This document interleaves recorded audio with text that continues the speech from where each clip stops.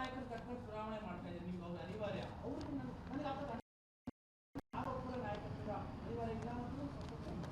ನೋಡಿ ಸರ್, ನಾನು ನಿಮ್ಮ ಹತ್ರ ಇವತ್ತು ಮುಂದೆ ನನ್ನ ಬಗ್ಗೆ ಮಾತಾಡಿದ್ರೆ ನಾನು ಮಾತಾಡೋ ರೀತಿಯೇ ಬೇರೆ. ಈಗ ಕೈ ಮುಗಿದು ನಿಮ್ಮ ಮೂಲಕ ಅವ್ರನ್ನ ಪ್ರಾರ್ಥನೆ ಮಾಡ್ತೀನಿ. ನಾನು ತಪ್ಪಿದ್ರೆ ಅವ್ರಿಗೆಲ್ಲ ರೈಟ್ಸು ಅದೇ ಇಂಡೋರಲ್ಲಿ ಕರೆದು ಕಪಾಲ್ ಕೊಡಿದ್ರು ಒಡಿಸ್ಕೋತೀನಿ. ಸಾರ್ವಜನಿಕವಾಗಿ ನಾನು ಹೇಳದೇ ಇರೋದನ್ನ ಹೇಳಿ ನನ್ನಿಂದ ಅನ್ನುವಂಥ ಬೇಡ. ಅವರು ಅಷ್ಟು ನಾನು ತೊಡಕಾಗಿದ್ದರೆ ಅವ್ರು ಒಂದು ಮಾತು ಹೇಳಿ, ನಾಳೆ ಬೆಳಗ್ಗೆಯಿಂದ ಯಾವುದೇ ಒಂದು ಸಾರ್ವಜನಿಕ ಜೀವನದಲ್ಲಿ ನಾನು ಕಂಡ್ರೆ ಅವ್ರು ಕರೆದು ನನಗೆ ಹೇಳಿ.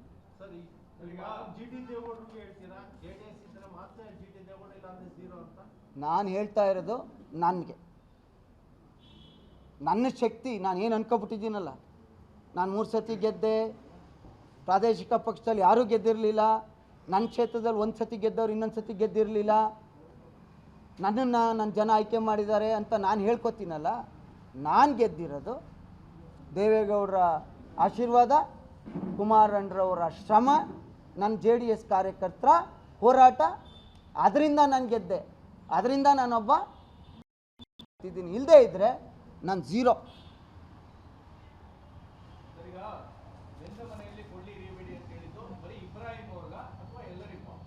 ಯಾರ್ಯಾರು ನಮ್ಮ ಪಕ್ಷವನ್ನು ಹಗುರವಾಗಿ ಮಾತಾಡ್ತಾ ಇದ್ದೀರಿ, 100 ಸರ್ಕಾರ ಇಟ್ಕೊಂಡು ರಾಜ್ಯದಲ್ಲಿ ಎಲ್ಲೂ ಹಾಕಲಿಲ್ಲ, 3 ಕ್ಷೇತ್ರಕ್ಕೆ ಮಾತ್ರ ಹಾಕಿದ್ರಿ. 2 ತಿಂಗಳ ದುಡ್ಡು ತಾಯಂದ್ರಿಗೆ 4,4 ಸಾವಿರ ರೂಪಾಯಿ. 40 ದೇಶದಲ್ಲಿ 40 ಸೀಟಲ್ಲಿ 36 ಸೀಟ್ ಗೆದ್ದಿದ್ದೀರಿ. 36 ಸೀಟ್ ಗೆದ್ದೈತೆ. ಎಲ್ಲೂ ಆಡಳಿತಾರೂಢ ಪಕ್ಷವೇ ಗೆದ್ದಿರೋದು.